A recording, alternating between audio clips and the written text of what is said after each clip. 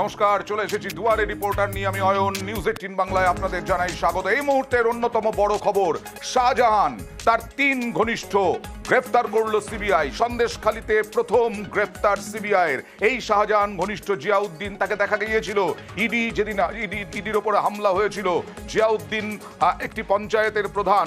এই জিয়াউদ্দিন সহ আরো দুজনকে আজকে জিজ্ঞাসাবাদের জন্য ডাকা হয়েছিল নিজাম প্যালেসে, এবং সেখানেই তাদেরকে জিয়াউদ্দিন মোল্লা, দিদার বক্স এবং ফারুক আকুঞ্জি। কথা বলবো প্রতিনিধি অর্পিতার সঙ্গে। অর্পিতা, একটু প্রথমে পরিচয় জানবো, এই জিয়াউদ্দিনকে, দিদার বক্সকে, ফারুক আকুঞ্জিকে, এই 3 জনের পরিচয় জানার চেষ্টা করবো একটু অর্পিতা। দেখো, আজকে সিবিআই আধিকারিকরা ঘটনার দিন ঠিক কি ঘটেছিল এবং যারা জড়িত ছিল সেরকম কয়েকজনের ছবি দেখে তারা নোটিশ পাঠায় গতকালকে, এবং সেই অনুসারে আজকে এই ফারুক এবং তার সঙ্গে জিয়াউদ্দিন এবং মোট 6 জনকে আজকে তলব করা হয়েছিল। তার মধ্যে এই গ্রাম পঞ্চায়েত প্রধান, সরবেরিয়া আগরহাটি গ্রাম পঞ্চায়েতের প্রধান, যিনি কিনা জিয়াউদ্দিন মোল্লা, তিনি আজকে আসেন সকাল 11টা নাগাদ। এর সঙ্গে আসে সরবেরিয়া মার্কেটের ম্যানেজার দিদার বক্স মোল্লা এবং ফারুক আকুঞ্জি, শেখ শাহজাহানের যাবতীয় যে ব্যক্তিগত যে কাজ যিনি দেখতেন, এবং এই 3 জনই ঘটনাস্থলে ছিল। শুধুমাত্র তাই নয়, সিবিআই এর দাবি যে শেখ শাহজাহান ফোন করেছিল এই জিয়াউদ্দিনকে, কিন্তু জিয়াউদ্দিনের নামে কোনো সিম ছিল না, অন্য কারো নামে সিম ছিল। সেই কারণে কল লিস্টে জিয়াউদ্দিনের নাম নেই ঠিকই, কিন্তু এই শাহজাহানের নির্দেশে জিয়াউদ্দিন সেখানে যায় দলবল নিয়ে, এবং তারপরেই ইডির উপর যে হামলার ঘটনা ঘটে সেখানে তারা প্রত্যক্ষভাবে জড়িত এই 3 জন, তেমনটাই অন্তত সিবিআই এর দাবি। আর সেই সূত্র ধরেই আজকে যখন তাদের বয়ান নেওয়া হয়, যখন ছবি দেখানো হয়, এবং যখন এই শেখ শাহজাহানের থেকে যে ইনফরমেশন পাওয়া গিয়েছে বা তার কল লিস্টের সূত্র ধরে যখন তাদেরকে একের পর এক প্রশ্নবান যখন ছোড়া হয়, সেখানেই মিলে বয়ানে অসঙ্গতি। তখন এই 3 জনকে গ্রেফতার করেছে ইতিমধ্যে সিবিআই আধিকারিকরা। আগামীকাল তাদেরকে কোর্টে পেশ করাবে। তার মানে সন্দেশখালী কাণ্ডে এই প্রথম সিবিআই গ্রেফতার করলো এই 3 জনকে, দিদার বক্স, ফারুক আকুঞ্জি এবং তার সঙ্গে সঙ্গে জিয়াউদ্দিন। আর অবাক করা খবর কি জানেন, আজকে বেড় মজুরে সিবিআই নোটিশ দেওয়ার জন্য বিভিন্ন জায়গায় ঘুরছে। একজনকে নোটিশ দিলেন। হাবিবুরের স্ত্রী দেখুন কি করলেন, এই প্রথম দেখুন। শুনুন না, আমাদের তাহলে এই যে আপনাকে দিলাম, আমি কি করে বুঝবো? আমার সাহেব কি করে বুঝবে? উনি কি করে বুঝতে পারবেন? না মুখে শুনুন,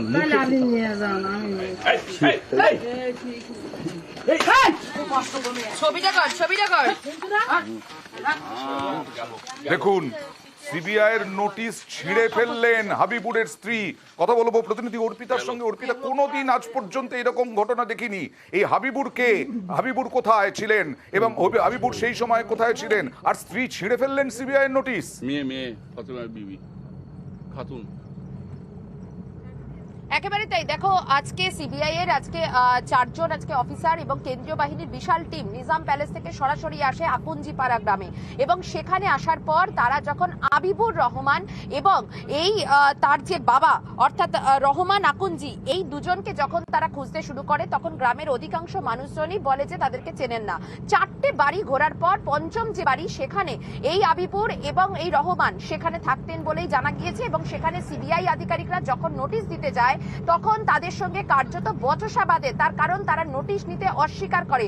আগামীকাল এই দুজনকেই তলব করা হয়েছে নিজামে। আর সেই সময়তে পরিবারের সদস্য, এই স্ত্রী, তিনি কিন্তু এই সিবিআই আধিকারিকদের যখন এই নোটিশ তার মা যখন নিচ্ছিলেন, সেই সময় ওই নোটিশ হাতে পেয়ে সিবিআই অফিসারদের সামনেই একেবারে নজিরবিহীন সিবিআই অফিসাররা কি করলেন? খাতুন দেখো, সিবিআই আধিকারিকরা এরপরে আবার আরেক কপি জেরক্স নিয়ে তারা তার মা যিনি নিয়েছিলেন, যিনি টিপসই যিনি দিয়েছিলেন, তাকে আবারও দেন, এবং দেওয়ার পরে তিনি বলেন যে তাদের ভুল হয়ে গিয়েছে। কিন্তু তার স্ত্রী কিন্তু ক্ষমা চাননি। তার মা বলেন যে ঠিক আছে, নোটিশটা দেওয়া হয়েছে, কিন্তু তিনি যাবেন কিনা বা তারা যাবেন কিনা সেই বিষয়ে তারা কিছু নিশ্চিত কিছু বলতে পারছে না।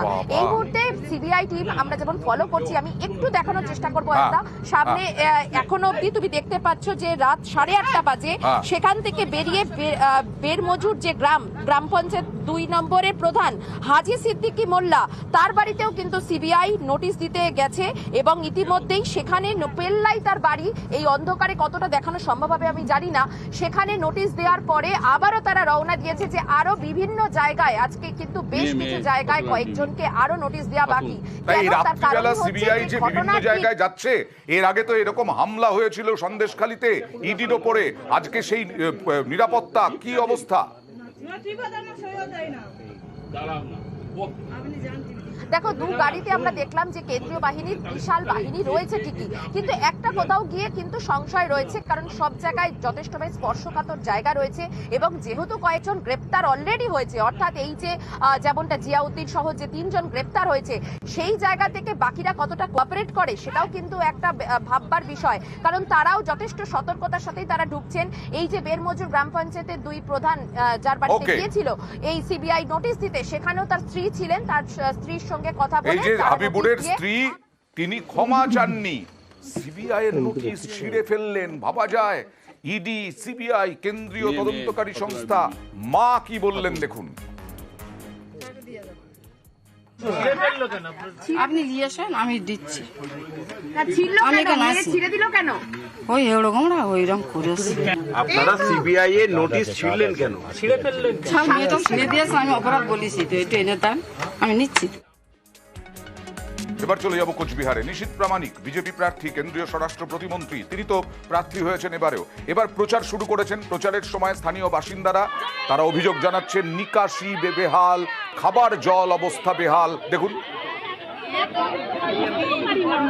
বলছি আপনাদের আমরা টাকা দিতে চাই, আমার কাছে এখনো 7.5 পিছিয়ে হয়ে যা, তোরা পিছিয়ে।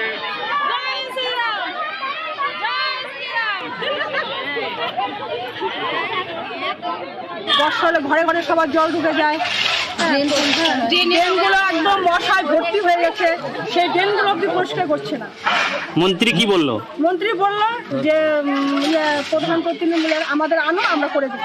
আর আমরা তো টাকা দিতে চাচ্ছি, কিন্তু ওরা তো নেয় না। তো তোমরা আনো, আমাদের আনো, আমরা প্রধানটা আমাদের আনো, অঞ্চলটা আমাদের দখলে আনো, সব কিছু। কথা বলবো প্রতিনিধি শুভঙ্করের সঙ্গে। শুভঙ্কর, বারবারই আমি বলি যেটা, যে না, অবশ্যই প্রধানের নিশ্চয়ই সমস্যা আছে, নিশ্চয়ই তৃণমূলের প্রধান তার গাফিলতি আছে, সব মানলাম, কিন্তু একজন সাংসদ, একজন বিধায়কও সেখানকার জনপ্রতিনিধি, তারও তো চেষ্টা করা উচিত ছিল। আজকে না হলে তো নিশীথ প্রামাণিককে ধরে এরকম বিক্ষোভ দেখাতেন না।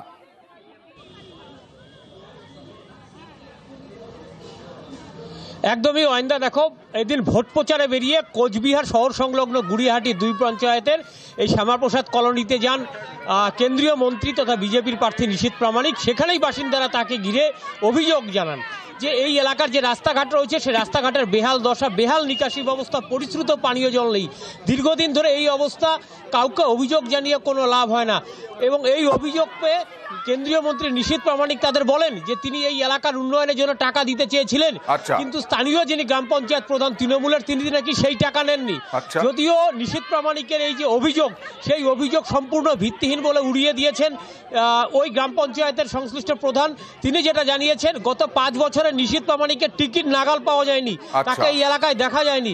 এখন সামনে যেহেতু লোকসভা নির্বাচন এসেছে, তাই ওকে, এখন এই তার এলাকায় মানে এসে এই নিশীথ ধরনের প্রামাণিক দাবি গুজব, করছেন যে এই তিনি ধরনের টাকা ভিত্তি দিতে চেয়েছিলেন, কিন্তু প্রধান নাকি টাকা নেননি। আর প্রধান বলছেন যে তার টিকিই দেখা যায়নি 5 বছর ধরে।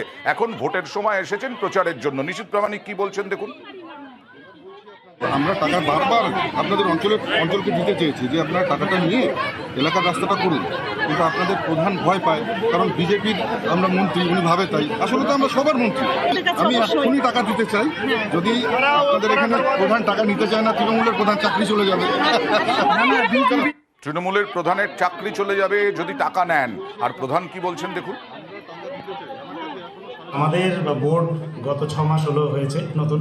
আমরা ইতিমধ্যে 20 থেকে 25খানা রাস্তা, পানীয় জলের 4টা রিজার্ভার এবং সেই সঙ্গে আপনার ড্রেন সংস্কার থেকে শুরু করে প্রচুর পরিকল্পনা এবং কাজকর্ম করছি।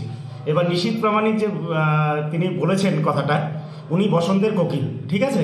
উনি এসে এখানে বাজার গরম করার জন্য এসেছেন আর আমাদের বোর্ডের বিরুদ্ধে উৎসাহ বাড়াচ্ছেন। অ্যাকচুয়ালি উনি 5 বছর কোনো কিছু করেননি, ওনাকে একটা কিছু জবাবদিহি করতে হবে, তার জন্যই তিনি তার বক্তব্য রেখেছেন। আবার নন্দীগ্রাম এলাকায় বিতর্ক। দেবাংশু ভট্টাচার্য, তিনি তমলুকের প্রার্থী, তৃণমূল কালকে প্রার্থী ঘোষণা করেছে, দেবাংশু প্রচারেও নেমে গেছেন, কিন্তু অভিযোগ হচ্ছে শেখ সুফিয়ানের লোকেরা তারা তাকে সম্বর্ধনা দেওয়ার জন্য দাঁড়িয়েছিলেন, কিন্তু তিনি সেখানে গাড়ি দাঁড় করাননি, আর তাতেই দেওয়াল লেখা বন্ধ করে দিলেন সুফিয়ানের অনুগামীরা। কথা বলবো প্রতিনিধি সুজিতের সঙ্গে। সুজিত, কেন এরকম তাল কাটলো?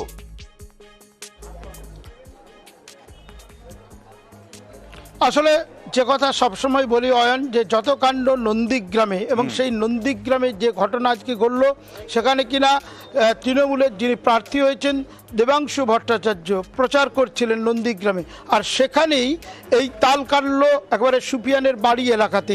সেখানে সুফিয়ানের বাড়ির ওখানে নামার কথা ছিল দেবাংশুর, কিন্তু সেখানে তার গাড়ি না দাঁড়িয়ে চলে যাওয়ার পরই দেখা গেল রীতিমতো ক্ষোভ দেখালেন সুফিয়ান অনুগামীরা। একই সঙ্গে তারা অভিযোগ করলেন যে এখানে দেবাংশুকে ভুল পথে চালানো হচ্ছে দলের ক্ষতি করার জন্য এবং বিজেপির সুবিধে করে দিতে। এই যে মারাত্মক অভিযোগ সুফিয়ান করছেন, সেই অভিযোগ কিন্তু করার পাশাপাশি কর্মীরা রঙের ভাঁড় যেটা দিয়ে তুলি দিয়ে লিখছিলেন সব ভেঙেও দিয়েছেন। তারা রীতিমতো তাদের ক্ষোভও জানিয়ে দিলেন এবং ক্ষোভ যে উগরে দিলেন, সেখানে বলছেন দেবাংশুর কোনো বক্তব্য পাওয়া গেছে সুজিত? ক্ষতি ভোটের প্রচারের, দেখো দেবাংশু এখনও প্রচার করছেন, গোটা বিষয়টি তার কাছে জানানো হয়েছে বলে যেটা সূত্রের খবর। দেবাংশু বিষয়টি নিয়ে বসার চেষ্টা করবেন এবং এমনটাই জানানো যখন হচ্ছে, তখন সুফিয়ান কিন্তু রীতিমতো বিস্ফোরক। তিনি কিন্তু রীতিমতো ক্ষোভ জানিয়ে দিলেন ক্যামেরার সামনে, বললেন দলের ক্ষতি করতেই দলের একাংশই বিজেপির সুবিধে করে দিতে এই বলা যায় যে মিসগাইড করছে তাকে। এই যে অভিযোগ সুফিয়ান করছেন সেটা কিন্তু এখন প্রকাশ্যেই করছেন, এবং তা নিয়ে রীতিমতো দেখা গেল কি আজকে প্রচারের প্রথম দিনে নন্দীগ্রামের মতো জায়গায় সেখানে কিনা একেবারে এই ক্ষোভ বিক্ষোভ অর্থাৎ তৃণমূলের গোষ্ঠীকন্দল প্রকাশ্যে ফের চলে এলো। সেই তৃণমূলের গোষ্ঠীকন্দল এখানে নিশ্চয়ই মিটে যাবে আমার মনে হয় লোকসভা নির্বাচনের আগে। এরকম হলে পরে মুশকিল। আর মালদার খবর দেখাবো এরপরে। মালদায় পঞ্চায়েতের বিজেপি প্রধানকে মার, কার? তৃণমূল নেতার দাদাগিরি। ওই দেখুন দেখুন বিজেপি প্রধান, উরে বাবা,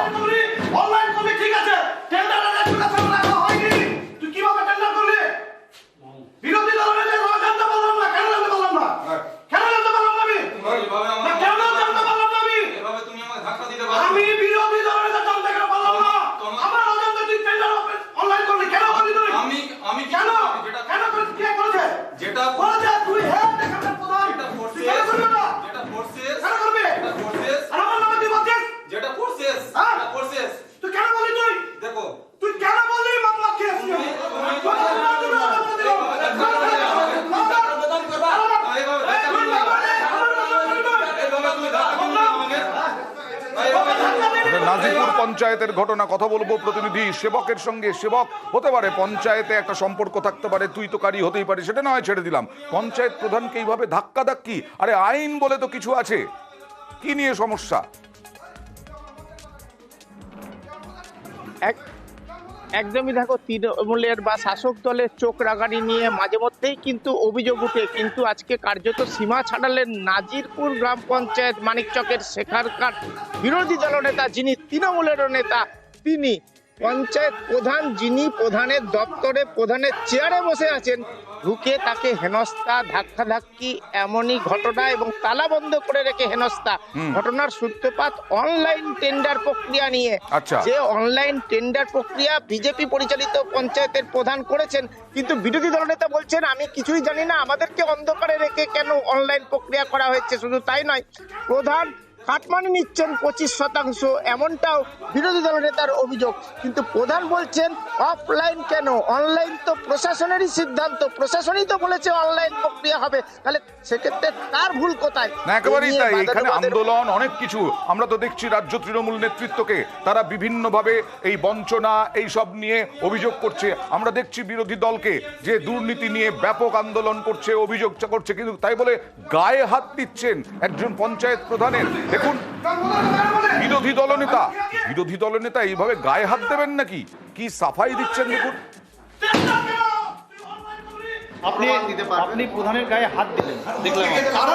ও আমার সম্বন্ধে যাতা কথা বলছে, মদ খেয়ে এসেছে, আমি যদি মদ খেয়ে আসি ওকে প্রমাণ দিতে তো আমার ডাকুক, ডিএম আসবে, ভিডিও আসুক, আমাকে চেক করুক, প্রমাণ দিতে হবে যে হ্যাঁ আমরা ড্রিঙ্ক করে আমার সম্বন্ধে অনেক কথা বলছে, কেন বলবো? তা বলে হাত দেওয়া যায় কারো গায়ে হঠাৎ করে এরকম ভাবে? পঞ্চায়েত প্রধান কি বলছেন দেখুন। এরা সম্পূর্ণ, এরা যতগুলা কন্ট্রাক্টর আছে বিরোধী দলনেতা সম্পূর্ণকে মানে মদ খাইয়ে নিয়ে এসে প্রচুর অনেকক্ষণ ধরে খারাপ ব্যবহার করছে। আপনারা এসছেন, আপনাদের সামনেও এই ব্যবহারটা করলো আমার সাথে। এটা খুব দুঃখজনক ব্যাপার।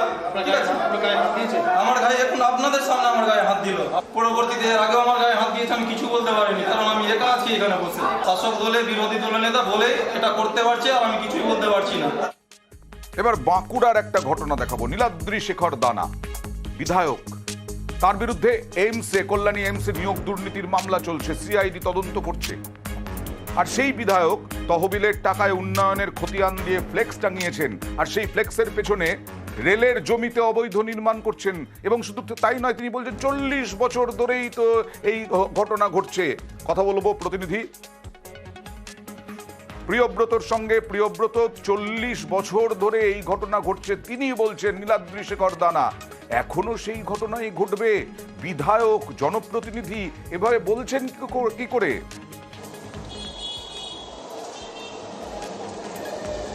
এক কথায় অয়ন বলা যায় যে সামনে উন্নয়নের খতিয়ান, পেছনে অবৈধ নির্মাণ, তাও আবার রেলের জায়গায়। আর স্থানীয় মানুষজন যেটা বলছেন সেটা হচ্ছে রেলের জায়গায় এভাবে প্রভাব কাটিয়ে একমাত্র বিধায়কই করতে পারেন এই ধরনের নির্মাণ কাজ, যেখানে বিধায়ক নিজের মুখেই মানছেন যে 40 বছরের আগে তাদের দোকান, সেই দোকানকে আরেকটু বাড়িয়ে নেওয়ার চেষ্টা করছেন এবং সেখানে পিলার তোলা হয়নি, সামান্য একটা কনস্ট্রাকশন করা হয়েছে। কিন্তু জমিতে দেখা যাচ্ছে পিলার থেকে রীতিমতো কনস্ট্রাকশন করা হয়েছে এবং সেখানে যেখানে বিধায়ক দাবি করছেন যে সামান্য ফাটে গেছে, সেই জন্য সেই নির্মাণ করাটা প্রয়োজন, সেই প্রয়োজনের কিন্তু বোধ করা যাচ্ছে না। যেখানে দেখা যাচ্ছে যে নির্মাণ কাজ চলছে রীতিমতোভাবে এবং তাও কিন্তু ফ্লেক্সের আড়ালে, যেখানে উন্নয়নের খতিয়ান তুলে ধরা হয়েছে। মানুষজন দেখছেন এবং তার কিছু দূরেই 2 কিলোমিটার দূরেই রেলের জায়গায় কিছু বস্তি ছিল, সেই বস্তি ভেঙে আন্ডারপাস করা হয়েছে, গরিব মানুষকে তুলে দেওয়া হয়েছে। জায়গায় যদি অবৈধ নির্মাণ করে তাহলে রেলের দেখা দরকার। রেল কি চোখে পট্টি পড়ে বসে আছে দীর্ঘদিন ধরে?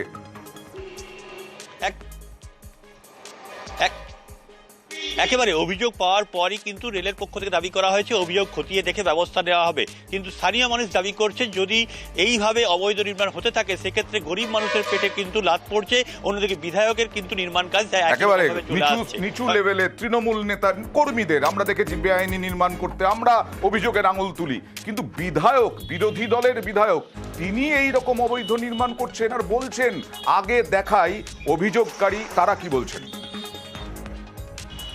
ওর ব্যাপারে ছাড় আছে, আমরা গরিব মানুষ বলে ছাড়ে নাই। ও 4 চাকায় চাপে, আমরা 2 চাকায় চাপি, এটাই পার্থক্য। আমাদের তো একটা ব্যবস্থা করার দেওয়া তো দরকার। আসছে, দেখছে, ঘুরে ঘুরে চলে যাচ্ছে। কিছুদিন আগে এলো পাড়াতে, দেখিলো, দেখার পর চলে গেলো, আজও কোনো খবর নেই। একটা তো খবর তো নেওয়া দরকার মানুষের, আমরা কেমনভাবে আছি না আছি। 2টো ত্রিপল দিলে কি আমাদের সারা জীবনটা কেটে যাবে? যাবে না। অভিযোগ করেছি যে ওইটারই ব্যবস্থা করা হোক। 2টো ত্রিপল দিচ্ছেন সাধারণ মানুষকে আর নিজে বেআইনি নির্মাণ করছেন, আবার বলছেনও। দেখুন,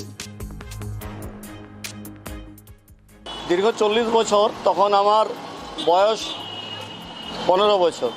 তখন থেকেই আমি এই রাস্তার ধারেই যেমন সবাই দোকান করে, আমিও সেভাবেই দোকান করি। ঠিক আছে, তো এখানে এটা তো আর বলার কিছু নেই। রেল যেদিনই বলবে সেদিনই উঠতে হবে।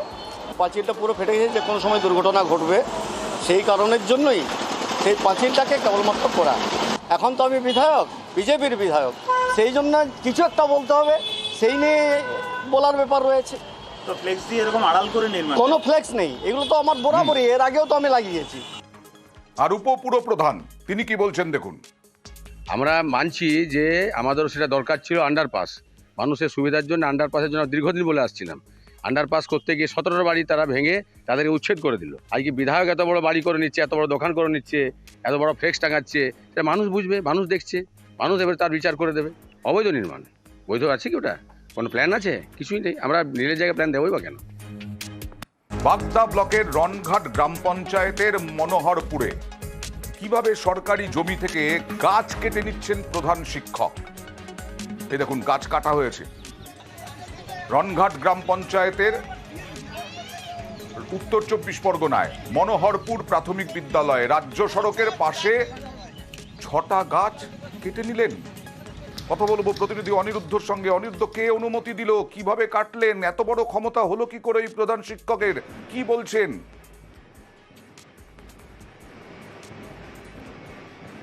দেখো অনন্ত, তোমাকে জানিয়ে রাখি যে প্রধান শিক্ষক পুরো আজগুপি কথা বলছেন বা আজগুপি যুক্তি দিচ্ছেন। কারণ এই মনোহরপুর প্রাথমিক বিদ্যালয়ের পাশে অবস্থিত অর্থাৎ রাজ্য সড়কের পাশের যে 6টি গাছ তিনি নির্বিচারে কেটেছেন এবং তিনি বলছেন ভিলেজ এডুকেশন কমিটি সেখানে রেজুলেশন করেছিল, ভিলেজ এডুকেশন কমিটির সঙ্গে আলোচনা করেই তিনি কেটেছেন। কিন্তু কোনো রকম সরকারি নিয়ম নীতি তিনি ধার ধারেননি, না বন দপ্তরের অনুমতি আছে, না পিডব্লিউডির অনুমতি আছে, না বিডিওকে জানানো হয়েছে। তিনি নিজেই গাছ কাটার সিদ্ধান্ত নিয়েছে বলা যেতে পারে। ভিলেজ এডুকেশন কমিটির সঙ্গে আলোচনা করে তিনি রবিবার গাছ কাটছিলেন, সেই সময় সাধারণ মানুষের অভিযোগ পেয়ে ঘটনাস্থলে পৌঁছায় বাগদা থানার পুলিশ এবং পুলিশ তাকে জানায় যে আপনি কোনো রকম অনুমতি নিয়েছেন কিনা। তখন কিন্তু পুলিশকেও তিনি একই কথা জানিয়েছেন, কোনো অনুমতি তিনি নেননি এবং পরবর্তীতে পুলিশের তরফ থেকে বলা হয় আপনি গাছ কাটা বন্ধ রাখুন, সেই মতোই গাছ কাটা বন্ধ রেখেছেন। কিন্তু তিনি একটি যুক্তি দিয়েছেন, গাছ লাগিয়েছিল স্কুল কর্তৃপক্ষ, সেই কারণেই গাছ কাটা হচ্ছে, কিন্তু বন দপ্তরের কোনো অনুমতি তিনি নেননি, তেমনই কিন্তু ক্যামেরার সামনে জানিয়েছে। খুব ভালো কাজ করেছেন, রাজ্য সড়কের পাশে আপনি গাছ লাগিয়েছেন, গাছ বড় করেছেন, গাছকে মানুষ করেছেন, সেই মানুষকে আপনি কাটতে পারেন না, সেই গাছ আপনি কাটতে পারেন না, এটা আপনার শিক্ষা। এইটা নিয়ে আবার পড়ুয়াদের আপনি শিক্ষা দেবেন নাকি? প্রধান শিক্ষক কি বলছেন দেখুন। না, আমাদের যে ভিলেজ এডুকেশন কমিটি আছে স্কুলের, আমরা নিজেরা রেজুলেশন করে সিদ্ধান্ত নিয়ে করেছি। এখন আমাদের নিজেদের স্কুল মাঠ, এটা আমাদেরই লাগানো গাছ। আমার স্কুলে ছাত্রছাত্রীদের বসার কোনো বেঞ্চ নেই, মানে কম সংখ্যক আছে। আমি আমার অফিসকে জানিয়েছি, এসআই অফিসকে, যে বর্তমানে কিছু যদি ফান্ড দেওয়া যায় তাহলে আমার ছাত্রদের বেঞ্চ তৈরি করতে পারি। তো ওনারা বলেছে এখন কিছু করা যাবে না, এটা আমার জানাই ছিল। তাই উনি গাছ কেটে ফেললেন, বেঞ্চ তৈরি করবেন। এসআই অফিসকে এমনি বলেছি। আর পঞ্চায়েত প্রধান বলছেন কোনো অনুমতি নেওয়া হয়নি। ঘটনাটা যেটা হয়েছে যে মনোহরপুরের প্রধান শিক্ষক মশাই 6টা গাছ কাটিয়েছেন, এমনকি উনি পঞ্চায়েতের সঙ্গে কোনো যোগাযোগও করেননি। উনি দাবি করছেন যে এটা স্কুলের স্বার্থে করেছেন, মানে গাছগুলো এইভাবে কাটানো যায় না। উনি যে কাজটা করেছেন সেটা বেআইনিভাবে করেছেন। আমি ইতিমধ্যে আমার বিডিও অফিসের বিডিও সাহেবকেও জানিয়েছি, আমার উদ্ধৃত কর্তৃপক্ষদেরকেও জানিয়েছি। এবার ওনারা যেটা ভালো বুঝবেন সেটা করবেন। আর বোলপুরের খবর দেখাবো, সেই একই জিনিস, সরকারি সেচ খাল। কি মনে করে এরা কে জানে? সরকারি খাল, সরকারি জমি সবই বেচে দিচ্ছে, সবই শেষ করে দিচ্ছে। সরকারি সেচ খাল দখল করে রাস্তা, মাটি ফেলে ভরাট করা হচ্ছে সেচ খাল। কারা করছে, কাদের এত বড় সাহস? কথা বলবো প্রতিনিধি ইন্দ্রজিতের সঙ্গে। ইন্দ্রজিৎ,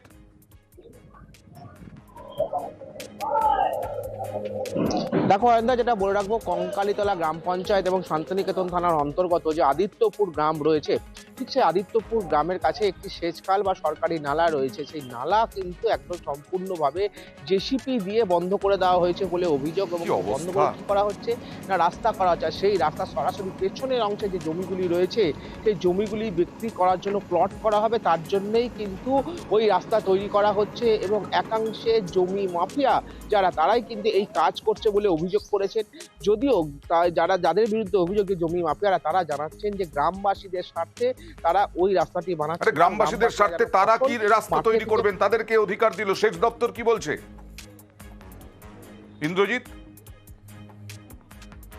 একদম, সেচ দপ্তরের সঙ্গেও আমরা কথা বলেছিলাম। সেচ দপ্তর যেটা বলছে, সেচ দপ্তরের সঙ্গে যেটা জানাচ্ছে যে তাদেরকে মাপজোপ করে দেখে নিতে হবে যে জায়গার কথা আমরা বলছি সেই জায়গাটি আদতেও সেচ দপ্তরের অধীনে না সরকারি অন্য কোনো দপ্তরের অধীনে। কিন্তু সম্পূর্ণভাবে দেখা যাচ্ছে অয়ন্দা যে নালা বা নালার মতন যে জায়গাটি, সেই জায়গাটা কিন্তু সরকারের যে কোনো দপ্তরের হতে পারে, সেচ দপ্তরের হতে পারে, না হলে মাফিয়া যারা তাদেরকে প্রশ্রয় দেবেন না। এই সেচ খাল যদি বন্ধ হয়ে যায় আমাদেরই ক্ষতি, কৃষকদেরও ক্ষতি। কি বলছেন অভিযোগকারীরা দেখুন।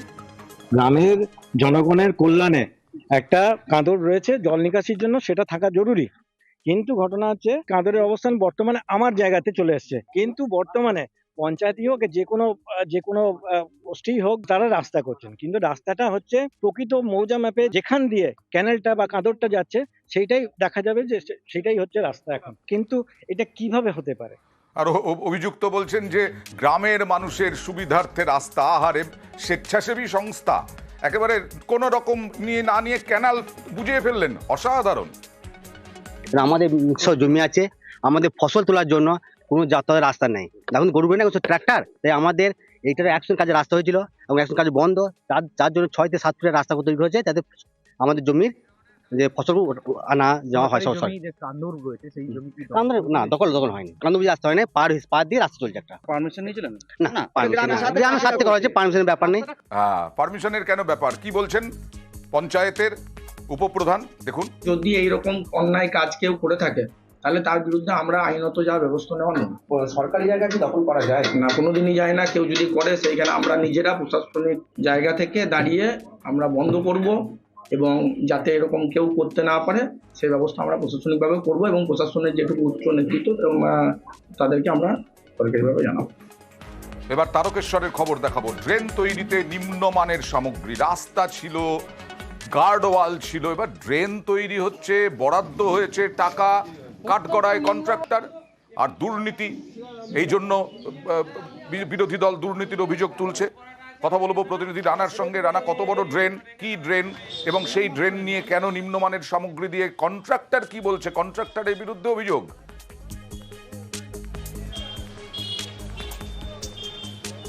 হ্যাঁ অয়ন্দা, দেখো তোমার তারকেশ্বর ব্লকে বালিগুড়ি 1 নম্বর গ্রাম পঞ্চায়েতে ঘোষালপাড়া এলাকায়, সেখানে মাত্র 210 কিলোমিটার একটা পাকা ড্রেন তৈরি, যেটা 3.5 লক্ষ টাকা সরকারি প্রকল্পে খরচা করা হচ্ছে। সেই ড্রেনের কাজ অলরেডি 3 দিন 4 দিন ধরে যখন হচ্ছে, তখন গ্রামবাসীরা দেখছে যে এই যে কাজের যে মেটেরিয়াল দিয়ে করার কথা, সেই মেটেরিয়াল সেই কন্ট্রাক্টর ইউজ করছে না, অতি নিম্নমানের মেটেরিয়াল দিয়ে কাজ করছে। যেখানে বালি দেওয়ার কথা সেখানে কোনো বালি দিচ্ছে না। কন্ট্রাক্টরকে কি কিছু ভাগ দিতে হচ্ছে কাউকে?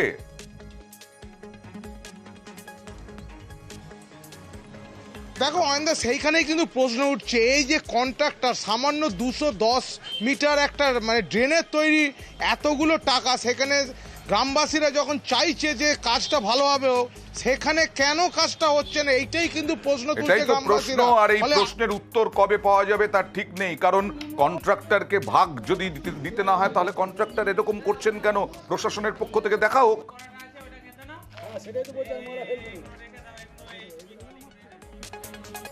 কুলিক নদীর ওপরে খলসি ঘাটে রায়গঞ্জে অবশেষে আমরা দেখাই বাঁশের সাঁকো, কাঠের সেতু, জরাজীর্ণ, কিন্তু প্রশাসন ব্যবস্থা নেয়। স্থায়ী সেতুর দাবি ছিল এখানে রায়গঞ্জবাসীর।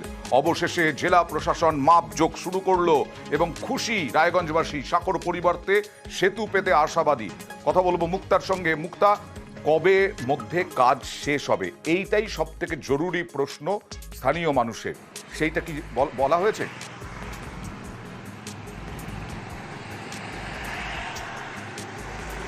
অয়ন্দা, তোমাকে বলি, রায়গঞ্জ ব্লকের যে কুলিক নদীর উপর দিয়ে সেতুর দাবি ছিল সেই এলাকার কয়েকটি গ্রামের বাসিন্দাদের, এবং সেই সেতুর দাবিতে অনেক আন্দোলন করেছে এবং দীর্ঘদিন থেকেই বিভিন্ন সরকারি দপ্তরে কিন্তু অভিযোগ জানিয়েছিলেন, কিন্তু এখনো পর্যন্ত তারা কিন্তু সেই সেতু নির্মাণ করতে পারেনি। তবে এই কয়েকদিন আগে সরকারের প্রশাসনের উদ্যোগে কিন্তু সেই সেতু তৈরি করার জন্য মাপজোক শুরু হয়েছে। তবে এই মাপজোক শুরু হওয়াতে এবং সরকারি বোর্ডও লাগানো হয়েছে যে এখানে কাজ শুরু হবে, এই মাপজোক শুরু হওয়াতে কিন্তু ওই এলাকার মানুষজন কিন্তু খুশি হয়েছে এবং তারা দেখতে চাইছে যে এর আগে প্রতিশ্রুতি দিয়েছিল, ভোটের আগে বিভিন্ন নেতা মন্ত্রী যায় প্রতিশ্রুতি দেয়, কিন্তু কাজ হয় না। কিন্তু তারা দাবি করছে যতক্ষণ পর্যন্ত সেতু না হবে তারা কিন্তু এখনো বিশ্বাস করতে পারছে না, কিন্তু মাপজোক হওয়ার জন্য কিন্তু অনেকটাই আশাবাদী এবং সেই এলাকার প্রায় 8 অবশ্যই আমরাও আশা করি দ্রুত নিশ্চয়ই কাজ শেষ হবে এবং স্থানীয়রা একটা সেতু পাবেন, পাকা সেতু পাবেন। কি বলছেন দেখুন। এবার আমরা একটা খুব আশার আলো দেখছি, খুব তাড়াতাড়ি রাজ্য সরকারের তরফ থেকেই আমাদের এই যে ঘাট, এই ঘাটটা খুব তাড়াতাড়ি হয়ে যাবে। সবারই প্রচেষ্টা, এই ঘাটটা যদি হয়ে যায় আমাদের গ্রামের লোকগুলো এত উপকৃত হবে বলে শেষ করতে পারবো না। আর আপনাদের দ্বারা যেটা প্রচার হচ্ছে আশা করি ওনাদের কানে যাবে। এখন দেখছি বোর্ড লাগানো হয়েছে, বোর্ড লাগানোর পর থেকে মাপামাপি এও আসতেছে, ভালো লাগছে। বীজটা যদি হয় আমরা অনেকের উপকার হবে। বীজটা আমাদের সবার জন্য দরকার। আসলে আমরা অহেতুক চিৎকার, অহেতুক অভিযোগের আঙুল তুলি না। আমরা সাধারণ মানুষ, আপনাদের জন্য কথা বলি, আপনাদের সমস্যাগুলো তুলে ধরি, গঠনমূলকভাবে গঠনমূলক সমালোচনা করি। আর তাতে যদি কাজ হয় আমাদের ভালো লাগে, আপনাদের আশীর্বাদ পাই আমরা। দেখুন, রামকৃষ্ণ বিদ্যা মন্দির নদিয়াতে সজলধারার জল বেশ শুরু হয়ে গেছিল, আমরাই খবর করেছিলাম যে সেই সজলধারার জল চালুর 1-2 মাসের 1.5 মাসের মধ্যে বন্ধ হয়ে গেছে। আবার আমরা খবর করলাম এই স্কুলে 1000-এর উপরে পড়ুয়া, তারা জল পাচ্ছে, সজলধারার জল। কথা বলবো প্রতিনিধি সমীরের সঙ্গে। সমীর, কতদিন লাগলো এবং কেন বন্ধ ছিল? এই তো কাজ তো হয়ে গেল।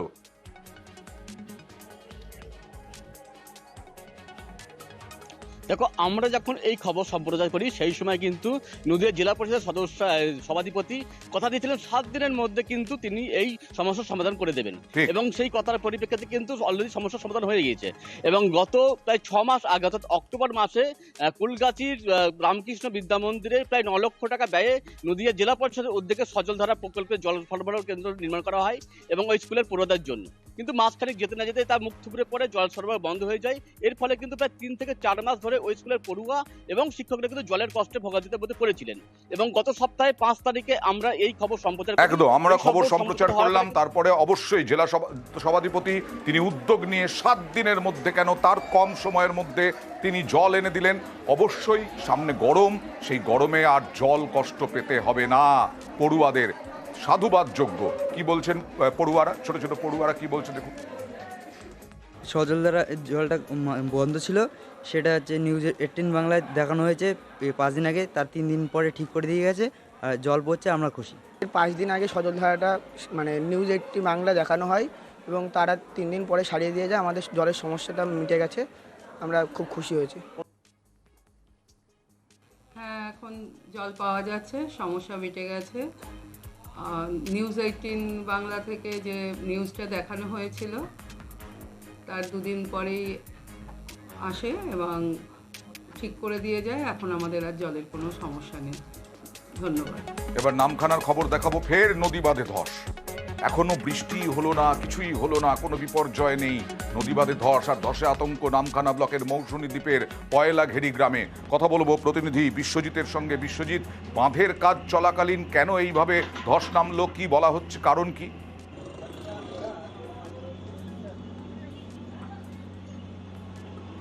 হ্যাঁ দেখো, স্থানীয় বাসিন্দারা যেটা মনে করছে যে এই যে চিনাই নদী, সেই চিনাই নদীর খরার স্রোত এবং প্রচুর স্রোতের কারণে আজকের সকালবেলা হঠাৎ করে যে বাঁধটি কাজ চলছিল, পয়লাঘেরি গ্রামের যে এলাকা রয়েছে সেই নদী বাঁধ যে কাজ চলছিল, হঠাৎই কিন্তু ধস নেমে যায় প্রায় 100 মিটার।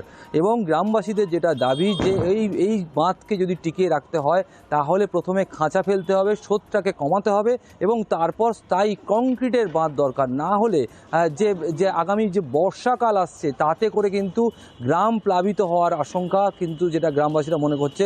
তার পাশাপাশি এই যে ফাটল যে বাঁধের যে এটা হয়েছে, যে ঘটনাটা ঘটেছে, তার পাশাপাশি কিছু ফাটল দেখা দিয়েছে ওই বাঁধের প্রায় 200 থেকে 300 মিটারের মধ্যে কিছু ফাটল দেখা দিয়েছে। সেই ফাটল জেরে কিন্তু মানুষ আবারও কিন্তু আতঙ্কিত হয়ে পড়েছে। যদিও না, মানুষজন আতঙ্কের মধ্যে আতঙ্ক নিয়ে তাকিয়ে আছেন। এই বাঁধে আবার বড়সড় ধস নামবে না তো? এই বাঁধ দিয়ে আবার জলের স্রোত একেবারে হু হু করে ঢুকবে না তো?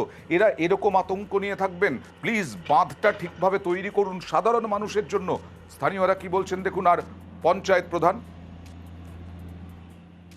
ওই নদী বাউন্ডারিটা একটু দূরে ছিল, মানে চর থাকতে দূরে ছিল, ওটা চরটা প্রথমে নেমে গেছে, তারপরে আমরা বাঁধে উঠেছি, সেই বাঁধ সহ টেনে নিয়েছে এই লোকটাকে, সামনে যে আমার লোকটা আছে, এই বয়স্ক লোকটা, একে সহ একেবারে নদীতে চলে গেছে। সহসা যদি স্থায়ীভাবে ভালোভাবে না কাজ করা হয়, এলাকায় জল ঢুকে প্লাবিত হয়ে যাবে এবং আমাদের এই পাড়া, আদিবাসী পাড়াটাও আমাদের থাকবে না। সহসা শুধু একটু আলবান মতো করা হচ্ছে, এরপরে একটা পোক্তভাবে না রিং না দিলে আর এখানে আমাদের এই আদিবাসী বেলটা থাকা খুব কঠিন ব্যাপার আছে, থাকবে না। হ্যাঁ, আরও ফাটল দেখা দিয়েছে, সামনের দিকে দিয়েছে দেখা, আবার এই ভেতরের দিকে পুকুরগুলো আছে, ওই পুকুরগুলো 2-3টে পুকুর লেগে চলে যাবে এই অবস্থায়। যেইখানে ধস নেমেছিল ওইখানেই ডিপার্টমেন্টেই কাজ চলছিল। সঙ্গে সঙ্গে খবর পেয়ে ঊর্ধ্বতম কর্তৃপক্ষকে আমি জানিয়েছি, যাতে না জল ঢুকে সাধারণ মানুষের ক্ষতি হয় তার জন্য আজকের ব্যবস্থা গ্রহণ করেছি। ঊর্ধ্বতম কর্তৃপক্ষকে জানিয়েছি যাতে আগামী দিনে স্থায়ী ব্যবস্থা গ্রহণের জন্য ব্যবস্থা নেওয়ার জন্য এটা আমি জানিয়েছি। এই যে অবাক করা খবর বলি না, 8টা থেকে 9টায়, এটাতেও অবাক হয়ে যাবেন। সিউড়িতে গ্রেফতার পুলিশ, অপহরণের অভিযোগে গ্রেফতার এসআই। দেখুন, এসআই গ্রেফতার। কথা বলবো প্রতিনিধি ইন্দ্রজিতের সঙ্গে। ইন্দ্রজিৎ, কি হয়েছিল? এসআই গ্রেফতার হয়ে গেলেন, অপহরণের অভিযোগ।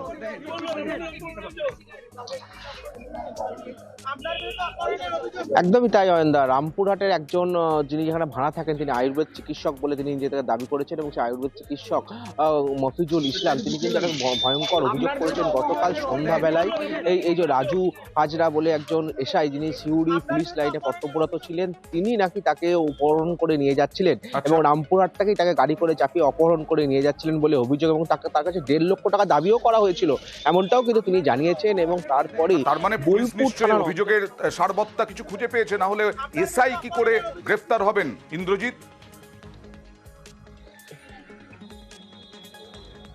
একদমই তাই। দেখো, পুলিশ কিন্তু তাকে কিন্তু হাতে নাতে ধরেছিল বলেই জানা গেছে যে সুপুর গ্রামের কাছে যেখানে যখন একটু লোকটি সুযোগ পেয়েছিল অর্থাৎ মফিজুল ইসলাম তখন কিন্তু চিৎকার করে লোকজন জমা করে দেয় এবং গাড়ি থেকে তখনই কিন্তু পুলিশকে জানানো হয়। বোলপুর থানার পুলিশ গিয়ে হাতে নাতে একদম ওই এসআইকে ধরে এবং আজকে বোলপুর মহকুমা আদালতে ওই এসআইকে তোলা হয়েছিল এবং পুলিশের পক্ষ থেকে 14 দিনের পুলিশের হেফাজত। অপহরণ করছেন, এসআইয়ের বিরুদ্ধে অভিযোগ, মুক্তিপণ চাওয়ার।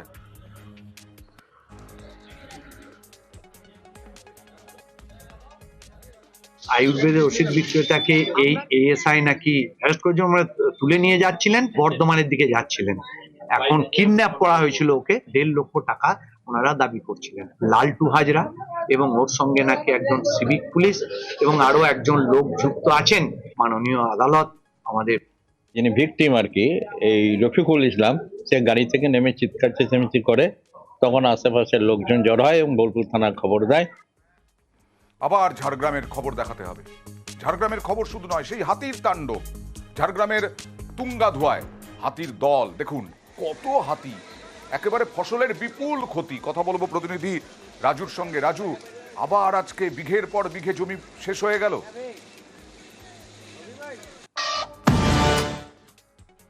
একদমই অয়নদা, আজকেও প্রায় বিঘের পর বিঘের ফসল নষ্ট হয়ে গেল শুধুমাত্র হাতির কারণে।